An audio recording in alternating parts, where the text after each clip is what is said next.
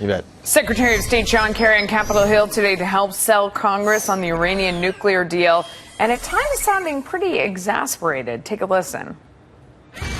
Do you care more about this deal or the UN's approval or American sovereignty and the approval of the American people through their duly elected representatives, Mr. Secretary? Congressman, I don't need any lessons from you about who I represent. I've represented and fought for our country since I was out of college. And God bless you for your so service. Don't give me any lessons about that, okay? Secretary Kerry also saying that talks of a better deal would be a fantasy.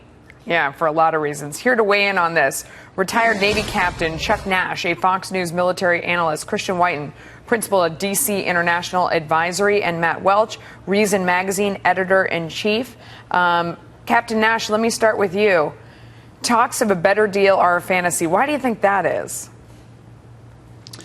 Because what they're trying to do is they're trying to sell this thing, knowing that the more you look into it, it's like Obamacare.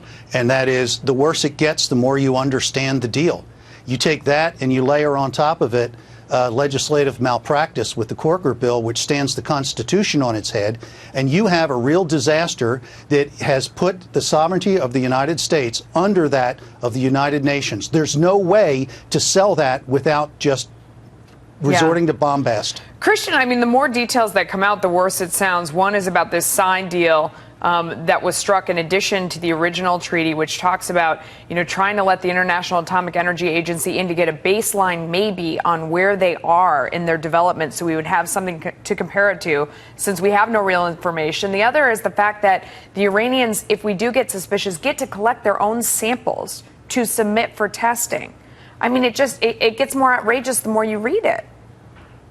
Right. Well, John Kerry is very much in his element. He loves to get on his high horse. He loves to feign injury. He loves to moralize. And he loves to really try and lose people in the details, which is what really the administration is trying to do. Get into the weeds on this so you lose track of how many red lines they've crossed, how many concessions they've made. It's not unordinary to have an agreement between the IAEA and the offending state once they supposedly come in from the cold. But we've really done the IAEA a disservice here. We've made the rest of the agreement complete and say it's up to the IAEA to finalize its agreement with Iran, but all the leverage is off. I mean, there's no way that Tehran is going to give anything to would-be inspectors. And Matt Welch, I mean, as we look at what's going on in Washington, it's all sort of irrelevant because they did this end run and went to the UN, where the UN agreed that they were going to go ahead and drop the sanctions, basically. So does it even matter any longer what happens in Congress? If Republicans and Democrats who are skeptical of this deal wanted to throw a monkey wrench into it deeply and really and truly, they could. They won't, I don't think.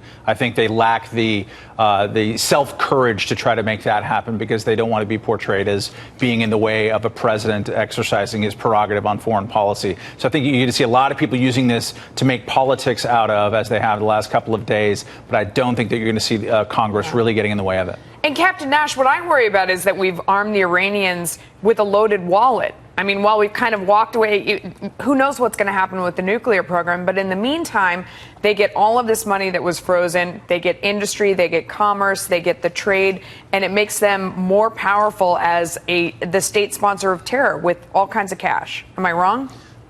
No, you're not wrong, and that's part of the other problem. That's the shorter-term problem, whether they don't cheat on this or not. They've never kept an international agreement, so I don't know why this would be the first.